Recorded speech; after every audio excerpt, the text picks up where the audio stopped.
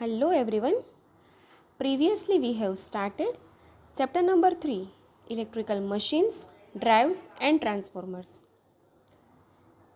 તેમાં જો આપણે ટોપિક્સની વાત કરીએ તો સૌપ્રથમ આપણે ડીસી જનરેટરથી આ ચેપ્ટરની શરૂઆત કરી હતી. ત્યારબાદ આપણે ભણ્યા હતા ડીસી મોટર, ત્યારબાદ આપણે ભણ્યા ડીસી સર્વો મોટર. એટલે કે આપણે ડીસી પોર્શન કમ્પ્લીટ કર્યું. હવે આજથી આપણે શરૂઆત કરીએ છીએ એસી પોર્શન. તો આપણો આજનો જે ટૉપિક છે તે છે એસી જનરેટર. એસી જનરેટરને આપણે ઓલ્ટરનેટર તરીકે પણ ઓળખીએ છીએ. જો આનું હું તમને બ્રીફ ઇન્ટ્રોડક્શન આપું તો પહેલા ચેપ્ટરમાં આપણે અલગ અલગ પ્રકારના પાવર સ્ટેશન્સ ભણ્યા. પાવર સ્ટેશન એટલે કે એવી જગ્યા કે જ્યાં આપણે ઇલેક્ટ્રિકલ એનર્જી ઉત્પન્ન કરી શકીએ છીએ. તેના આપણે અલગ અલગ પ્રકાર ભણ્યા હતા. Diesel power station, thermal power station, hydro power station, nuclear power station. તો એમાં તમે જુઓ, સૌથી પહેલાં આપણે ટર્બાઇન રાખતા હતા અને ટર્બાઇન સાથે આપણે બધા જ પાવર સ્ટેશનમાં ઓલ્ટરનેટર જોડતા હતા. એટલે કે ઓલ્ટરનેટર જે છે એ ટર્બાઇનની મિકેનિકલ એનર્જીનું ઇલેક્ટ્રિકલ એનર્જીમાં રૂપાંતર કરતું હતું. એટલે કે alternator means the device which will produce electrical energy. અને તમને ખ્યાલ જ છે કે જનરેટરનું કામ જ શું છે કે તમે મિકેનિકલ એનર્જી આપો તો એ તમને સામે ઇલેક્ટ્રિકલ એનર્જી પ્રોવાઈડ કરે. રાઈટ? તો એટલા માટે આપણે છે એ ઓલ્ટરનેટર પાવર સ્ટેશનમાં લાસ્ટ સ્ટેજ તરીકે વાપરતા હતા, જેથી આપણને જે ટર્બાઇનની મિકેનિકલ એનર્જી હોય એ ઇલેક્ટ્રિકલ એનર્જીમાં કન્વર્ટ થઈને મળી શકે. રાઈટ? તો હવે આપણે જો જોઈએ કે કઈ રીતે ડીસી જનરેટર જે રીતે ડાયરેક્ટ કરંટ આપતું હતું તે રીતે ઓલ્ટરનેટિંગ કરંટ આપણને કઈ રીતે એસી જનરેટર આપે છે.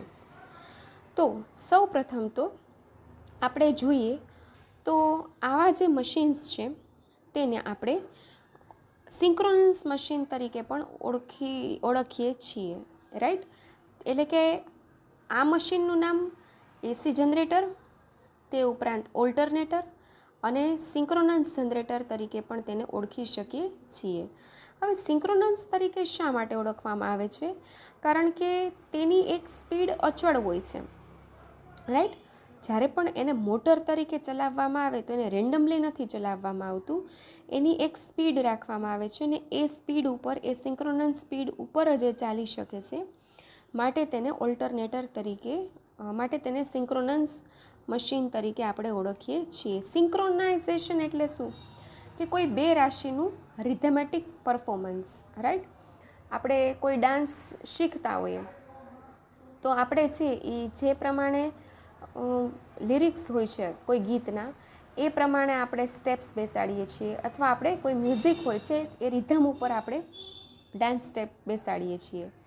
તો એને સિંક્રોનાઇઝેશન કર્યું કહેવાય. તો તે જ રીતે ડીસીમાં છે એ કોઈ સિંક્રોનાઇઝેશનની જરૂર પડતી નથી. જ્યારે આ જે સિંક્રોનસ મશીન છે, મીન્સ એસી છે, તેમાં તમારે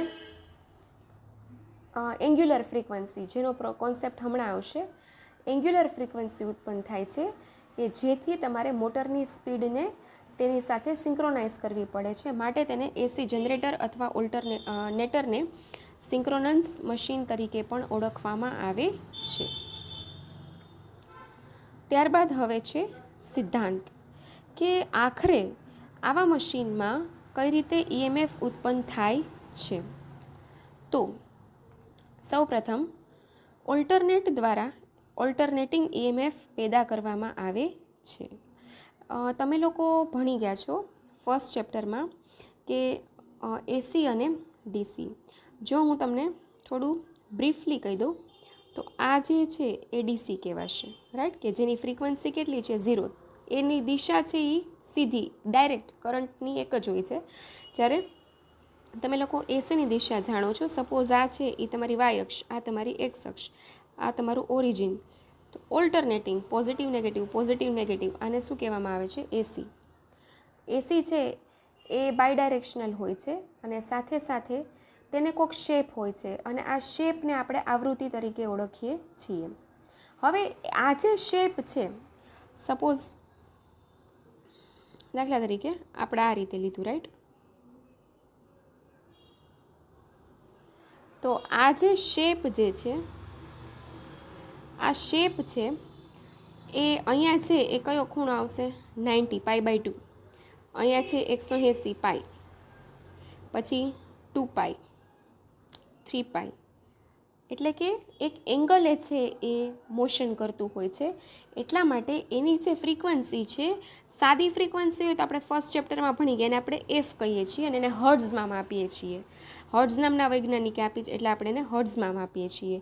પરંતુ જ્યારે એંગલ સાથેની, ખૂણા સાથેની આવૃત્તિ હોય છે, ફ્રીક્વન્સી હોય છે, ત્યારે તેને એંગ્યુલર ફ્રીક્વન્સી એટલે કે કોણીય આવૃત્તિ તરીકે ઓળખવામાં આવે છે અને જેને આપણે ઓમેગાથી માપીએ છીએ. હવે અહીં એક ખૂણો બને છે, માટે આપણે તેને રેડિયનમાં મેઝર કરીશું, રાઈટ? રેડિયનમાં મેઝર કરીશું. એટલે હવે તમે ક્યારેય પણ ફિગરમાં ઓમેગા જુઓ તો ઓમેગા હંમેશા કોઈ પણ સાઇન વેવની હશે, મતલબ કે કોઈ એસી વેવની હશે કે જેમાં ખૂણો પણ મહત્ત્વનો ફેક્ટર હશે, રાઈટ? હવે જ્યારે કોઈ પણ ગૂંચળાને તમે જ્યારે ચુંબકીય ક્ષેત્રમાં રાખો છો ત્યારે ગૂંચળાના ફ્લક્સ લિંકેજમાં ફેરફાર થાય છે. તો સૌથી પહેલાં તો આપણે એ સમજવું જરૂરી બને કે લિંકેજ એટલે શું? લિંક થવું એટલે સંકળાવવું, કોઈ વસ્તુ સાથે કનેક્ટ થવું. તો તમે અહીં જોઈ શકો છો તે રીતે આ જે છે એ શું છે? એક ગૂંચળું છે. હવે આ ગૂંચળું છે તો કઈ રીતે થશે? અત્યારે આ રીતે છે, પછી આમ આમ આમ એ રીતે શું થશે? એની મોશનમાં ફેરફાર થશે, બરાબર છે? એટલે કે દરેક વખતે, અને તમે જે આ રીતે એરો જુઓ છો એ એરો શું છે? એ ચુંબકીય ક્ષેત્રની દિશા છે. તો જ્યારે પણ ગૂંચળાને ચુંબકીય ક્ષેત્રમાં ફેરવવામાં આવે છે ત્યારે ગૂંચળાના ફ્લક્સ લિંકેજમાં ફેરફાર થાય છે.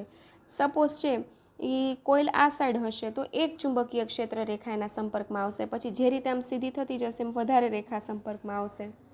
તો પહેલી વાર જો 2 લાઇન લિંક થાય તો 2 ફ્લક્સ લિંકેજ કહેવાય. એ રીતે 4 ફ્લક્સ લિંકેજ થાય. ફ્લક્સ લિંકેજ એટલે તમારી કોઇલ સાથે સંકળાતી ચુંબકીય ક્ષેત્ર રેખાઓની સંખ્યા, રાઈટ?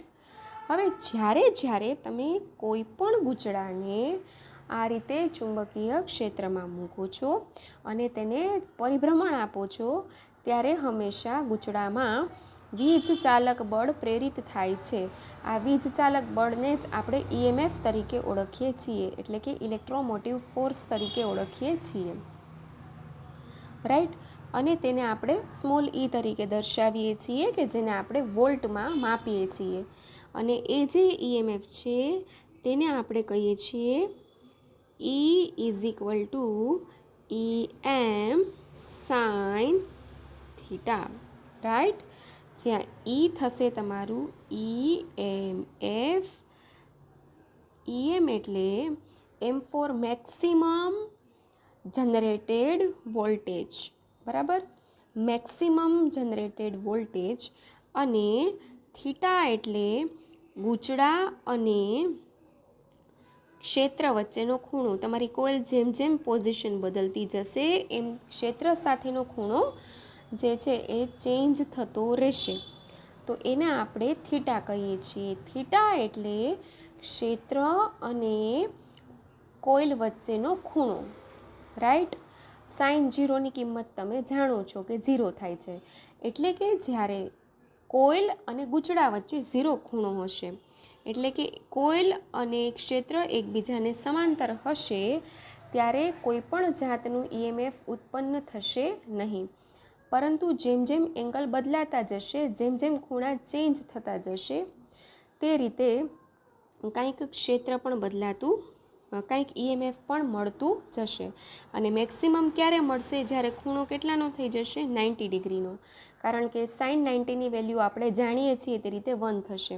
હવે આ 1 થઈ ગયું એટલે E = EM. તમે જેટલા વોલ્ટેજ આપ્યા હતા તેટલું જ તમને EMF સામે સર્કિટે આપ્યું. આને આદર્શ પરિસ્થિતિ કહીએ છીએ. એટલે કે જ્યારે કોઇલ, ગૂંચળું અને ક્ષેત્ર એકબીજા વચ્ચે 90નો ખૂણો બનાવતા હશે ત્યારે તમને મેક્સિમમ EMF મળે છે.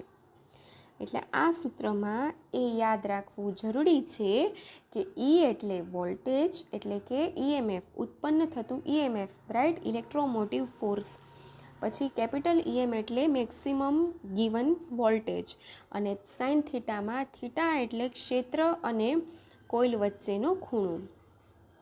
આ હતો એસી જનરેટર અથવા ઓલ્ટરનેટરનો સિદ્ધાંત. એટલે કે ગમે એટલા વર્ઝન આવે એસી જનરેટર અથવા ઓલ્ટરનેટરના, તેનો જે મુખ્ય સિદ્ધાંત છે તે આ જ રહેશે. કયો? કે જ્યારે કોઈ પણ કોઇલ કે ગૂંચળાને ચુંબકીય ક્ષેત્રમાં રાખવામાં આવે છે અને તેને ફેરવવામાં આવે છે ત્યારે ગૂંચળાના ફ્લક્સ લિંકેજમાં ફેરફાર થાય છે. પરિણામે ગૂંચળામાં વીજ ચાલક બળ પ્રેરિત થાય છે, રાઈટ, અને તેને આપણે E બરાબર EM સાઇન થીટા વડે દર્શાવી શકીએ છીએ. હવે આપણે તેની રચના જોઈએ, રાઈટ. હવે થોડુંક આપણે ડીસી જનરેટર યાદ કરી લઈએ તો તેમાં ફિક્સ હતું કે એક સ્ટેટર પાર્ટ્સ હતો ને એક રોટર પાર્ટ્સ હતો, રાઈટ. તમે એમાં બે પ્રકારના પાર્ટ્સ ભણ્યા હતા. એક જે ભાગ હતો એ હતો સ્ટેટર, એટલે કે સ્થિર ભાગ, અને એક જે ભાગ હતો એ હતો રોટર. સ્ટેટર એટલે સ્થિર ભાગો અને રોટર એટલે ફરતા ભાગો, રાઈટ. તો સ્ટેટર અને રોટર ભાગો, સ્ટેટરમાં આપણને ખ્યાલ છે પોલ, શૂઝ, ફિલ્ડ વાઇન્ડિંગ આવતું હતું, યોક. જ્યારે રોટરમાં armature winding, armature conductor, commutator અને બ્રશ આવતું હતું. મતલબ કે ફિક્સ જ હતું કે ફિલ્ડ વાઇન્ડિંગ સ્થિર રહેશે અને આર્મેચર ફરશે. ફિલ્ડ વાઇન્ડિંગનું કાર્ય સ્થિર રહેવાનું છે, જ્યારે આર્મેચરનું ફરવાનું કાર્ય છે. હવે કમ્યુટેટરનું કામ યાદ કરીએ તો કમ્યુટેટર જે જનરેટેડ એસી વોલ્ટેજ હતા એના ડીસીમાં, કારણ કે આપણું આઉટપુટ ડીસી જનરેટર હતું એટલે ડીસી આપણે ફરજિયાત લેવું જરૂરી હતું. એટલે જે તે સમયે કમ્યુટેટરનું કાર્ય શું હતું તો કે જે એસી EMF પ્રોડ્યુસ થતું હતું એને શેમાં કન્વર્ટ કરતું હતું? ડીસીમાં. જે એસી EMF પ્રોડ્યુસ થતું હતું એને શેમાં કન્વર્ટ કરતું હતું? ડીસીમાં, રાઈટ. જ્યારે આમાં કમ્યુટેટર પોર્શન એબસન્ટ હશે, કારણ કે આમાં જે પ્રોડ્યુસ થશે એ એસી જ થશે એમ. ડીસીમાં કન્વર્ટ કરવાની કોઈ જ જરૂર નથી. માટે આમાં કમ્યુટેટર નામનું ભાગ આવશે નહીં. હવે આપણે જોઈએ તો આ પ્રકારનું જે જનરેટર છે તે તદ્દન અલગ છે, રાઈટ. અલગ કઈ રીતે? આમાં એક વખત આર્મેચર સ્થિર રહેશે ત્યારે ફિલ્ડ ફરશે, અને બીજા કિસ્સામાં આર્મેચર ફરશે ત્યારે ફિલ્ડ સ્થિર રહેશે, રાઈટ. જ્યારે આર્મેચર બે કિસ્સા આવશે, એમાં જે ફર્સ્ટ કેસ છે તેમાં જ્યારે ફિલ્ડ જે છે તે સ્ટેબલ રહેશે, સ્થિર રહેશે, ત્યારે આર્મેચર ફરશે, બરાબર, ત્યારે આર્મેચર છે એ ફરશે. અને સેકન્ડ કેસમાં જ્યારે તમારું આર્મેચર કેવું રહેશે? સ્થિર, ત્યારે ફિલ્ડ શું થશે? ત્યારે તમારું જે ફિલ્ડ છે એ ફરશે. એટલે કે એસી જનરેટર બે પ્રકારના છે, એક વખત ફિલ્ડ સ્થિર, એક વખત આર્મેચર સ્થિર, રાઈટ. તો ફિલ્ડ એ જ આપણું ચુંબકીય ક્ષેત્ર. ફિલ્ડ શું જ છે? ફિલ્ડ જ શું છે? આપણું ચુંબકીય ક્ષેત્ર. સૌથી પહેલો કિસ્સો, પહેલાં આપણે આ આખું મશીન સમજી લઈએ. આ આકૃતિ જોઈને તમને ઘણો આઈડિયા આવી ગયો હશે. આ જ આપણું પેલું ડીસી જનરેટરની આકૃતિ છે, રાઈટ. હવે જે સૌથી પહેલો કિસ્સો લઈએ છીએ કે જ્યારે ચુંબકીય ક્ષેત્ર સ્થિર અને આર્મેચર ફરતું. ચુંબકીય એટલે જો નીચે લખ્યું છે સ્થિર ચુંબકીય ક્ષેત્ર અને ફરતું આર્મેચર, એટલે આપણું normal DC generator, right. Normal DC જનરેટરમાં એ જ હતું કે ભાઈ ફિલ્ડ સ્થિર રહેતું હતું અને આર્મેચર ફરતું હતું. એ જ આ કેસીસ છે. અને જો આપણે આખી ફિગર વ્યવસ્થિત રીતે જોઈ લઈએ તો આ તમને દેખાય છે સ્ટેન્ડ છે. પછી હવે તો તમને ખ્યાલ આવી જ જશે, આ પોલ છે, આ પોલ શૂઝ છે, આ છે એ પોલ શૂ, બરાબર. પછી આ વચ્ચેનું જે છે એ છે આર્મેચર. ત્યારબાદ આ છે યોક છે, જે સપોર્ટ આપે બધા ભાગોને. પછી આ તમે જે જુઓ છો એ છે આર્મેચર વાઇન્ડિંગ છે. આ શું છે? Armature winding, right.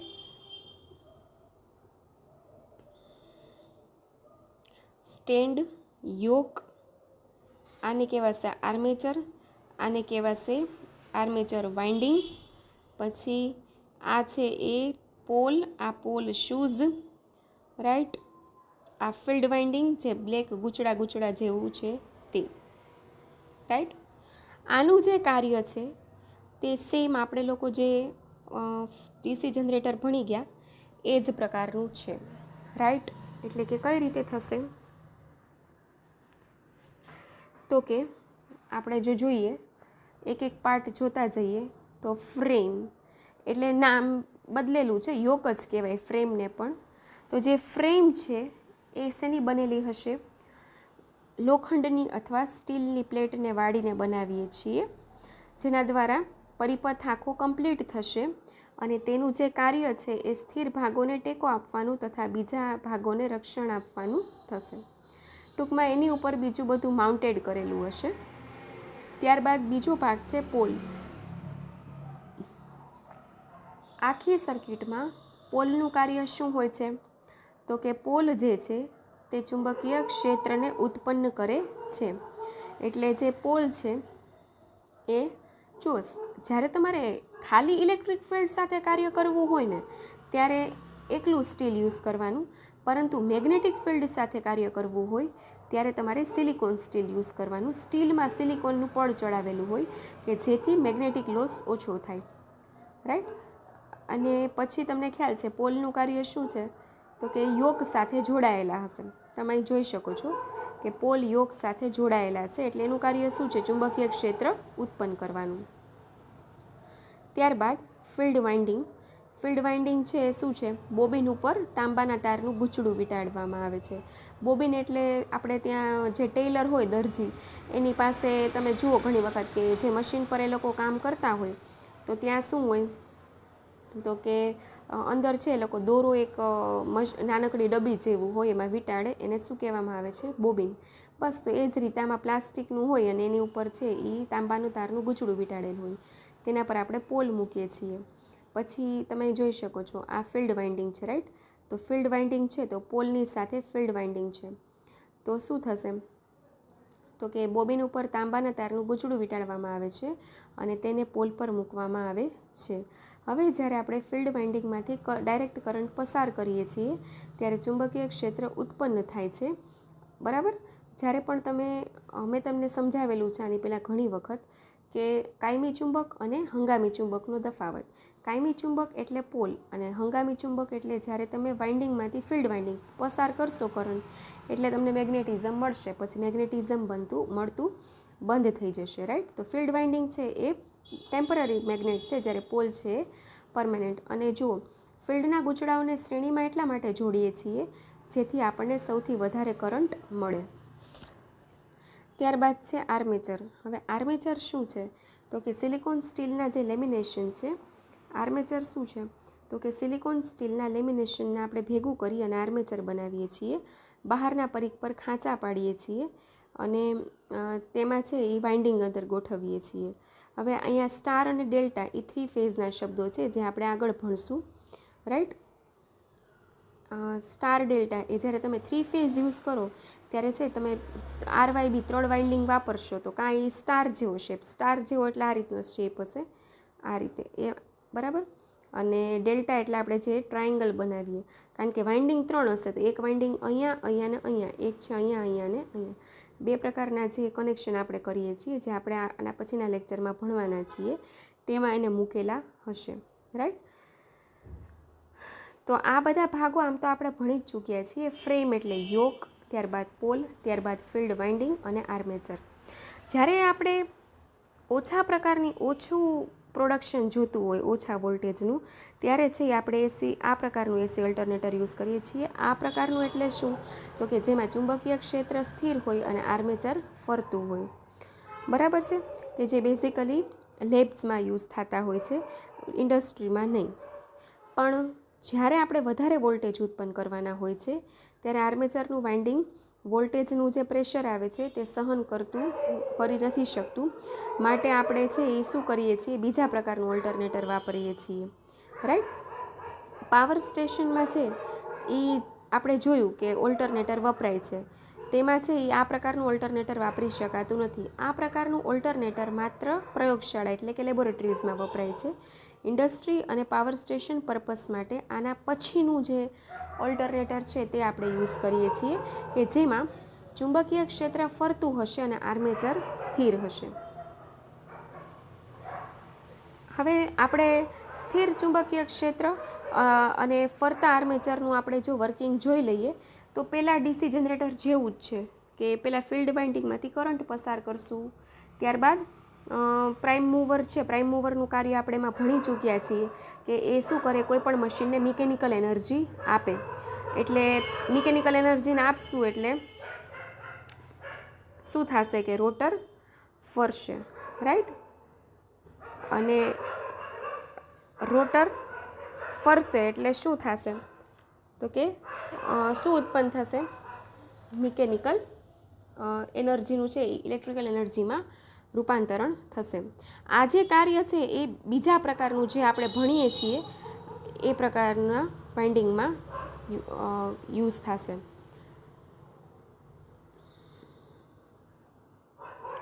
તમે આજે જે ભણ્યા એ કયા પ્રકારનું ભણ્યા, કે જેમાં ચુંબકીય ક્ષેત્ર જે છે એ કેવું હતું, સ્થિર, અને જે આર્મેચર હતું એ ફરતું.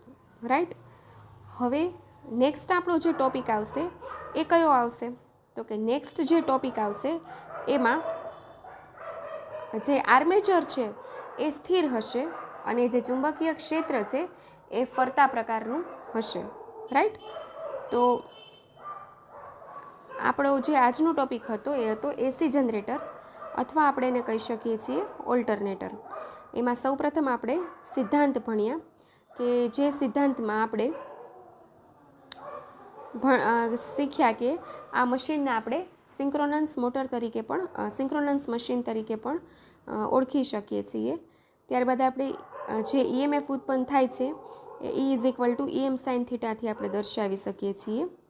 ત્યારબાદ આપણે જોયું કે ભાઈ આ પ્રકારનું જે મશીન છે તેના બે પ્રકાર છે, સ્થિર ચુંબકીય ક્ષેત્ર અને ફરતા પ્રકારનું આર્મેચર. અને સેકન્ડ જે છે એ ફરતા પ્રકારનું આર્મેચર અને સ્થિર પ્રકારનું આર્મેચર અને ફરતા પ્રકારનું ચુંબકીય ક્ષેત્ર. તેમાં આપણે આજે જે પહેલા પ્રકારનું યુઝ કર્યું એ હતું સ્થિર ચુંબકીય ક્ષેત્ર અને ફરતા પ્રકારનું આર્મેચર વોલ્ટેજ. રાઈટ. અને એમાં આપણે જે ડીસી જનરેટર ભણી ગયા છીએ તે જ પ્રકારનું હતું. જે બધાય ભાગો છે એ પણ as it is, pole, field winding, pole shoes, armature winding, frame એટલે જ આપણી યોક. ત્યારબાદ આપણે એના અલગ અલગ ભાગો જોયા. રાઈટ. અને આ જે કાર્ય છે તે આપણે આના પછીનું જે ટાઈપ સ્ટાર્ટ કરશું, આના પછીનો ટાઈપ એટલે કયો, તો કે ફરતા પ્રકારનું ક્ષેત્ર અને સ્થિર પ્રકારનું આર્મેચર. તેમાં આપણે છે એ એનું કાર્ય જોશું. રાઈટ. પરંતુ એ યાદ રાખવાનું છે કે આ પ્રકારનું જે ઓલ્ટરનેટર છે કે જેમાં ફિલ્ડ સ્થિર છે અને આર્મેચર ફરતા પ્રકારનું છે, તે માત્ર ઓછી ક્ષમતાવાળામાં વપરાય છે, એટલે કે લેબોરેટરીઝમાં. પાવર સ્ટેશન કે ઇન્ડસ્ટ્રી પર્પઝથી આપણે આ પ્રકારનું ઓલ્ટરનેટર યુઝ નથી કરી શકતા. શા માટે? કારણ કે જ્યારે તમે વધારે વોલ્ટેજીસ પ્રોડ્યુસ કરો છો ત્યારે આર્મેચરના વાઇન્ડિંગ ઉપર જે વોલ્ટેજનું પ્રેશર છે એ પણ ખૂબ જ વધારે આવે છે. માટે શું થાય છે, તો કે આર્મેચર છે એ ખૂબ જ હેવી હોય છે. એટલે જ આપણે એને છે આની પહેલાંના લેક્ચર્સમાં આપણે જોઈ ગયા છીએ કે માટે જ આપણે આર્મેચરને આવી રીતના રાઉન્ડથી બતાવીએ છીએ, બરાબર ને, ઉપર ને નીચે આ રીતે બ્રશ કરીએ છીએ.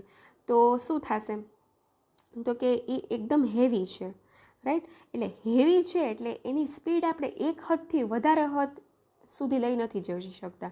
હવે આર્મેચરની જે સ્પીડ છે એ ડાયરેક્ટલી પ્રપોર્શનલ કોને છે તો કે આર્મેચરની જે સ્પીડ છે એ directly proportional to the induced voltage, right. એટલે વધારે વોલ્ટેજીસ આપણે આનો ઉપયોગ કરીને ઉત્પન્ન કરી શકતા નથી.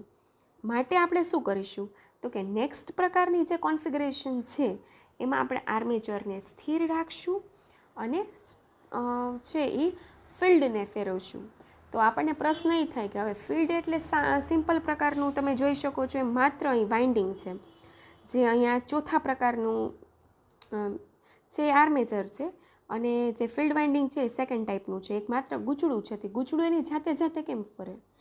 આર્મેચર છે એ તો તમે જોઈ શકો છો એમ કે તમને આમ દેખાય જ છે કે આ રીતે ગોળ છે એટલે એ ફરી શકે. પણ આપણને પ્રશ્ન થાય કે આ જે આર્મેચર છે તે કઈ રીતે ફરી શકે? એ તો માત્ર એક ગૂંચળું છે. તો તે માટે આપણે શું રાખશું? એક રોટર રાખશું. રોટર એટલે આર્મેચરથી લાઇટર એક રચના આવશે જે હળવી હશે વજનમાં, જેને આપણે આવી રીતે ગોળ બેસાડી દેશું, અને એ ગોળ જે છે જે રાઉન્ડ શેપ હશે એની પર આપણે ફિલ્ડ વાઇન્ડિંગને રાખી દેશું. એટલે ફિલ્ડ વાઇન્ડિંગમાં શું થશે? જેમ જેમ રોટર ફરશે એની સાથે સાથે ફિલ્ડ વાઇન્ડિંગ પણ ફરશે. એટલે એમ કહેવાશે કે ક્ષેત્ર ફરતા પ્રકારનું છે, ત્યારે જે આર્મેચર છે તે સ્થિર પ્રકારનું છે. ત્યારે એ રચનામાં આર્મેચર સ્થિર રહેશે. આર્મેચર સ્થિર રહેશે એટલા માટે રોટર થોડું વજનમાં લાઇટર હશે, એટલે તમારે વધારે વોલ્ટેજ ઇન્ડ્યુસ કરવા હશે તો તમે એને વધારે ફેરવી શકશો, રાઈટ. એટલા માટે વધારે ઝડપથી ફેરવી શકશો, કારણ કે વજનમાં હળવું હશે. માટે આપણે બીજા પ્રકારની રચના છે એ વાપરવી પડે છે. Okay, thank you.